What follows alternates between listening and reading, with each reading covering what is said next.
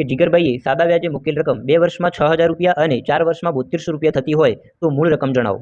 મિત્રો તમને અહીંયા આપેલું છે કે રકમ તમારી 2 વર્ષની અંદર બની જાય છે 6000 રૂપિયા અને 4 વર્ષની અંદર તમારી રકમ બની જાય છે 7200 રૂપિયા।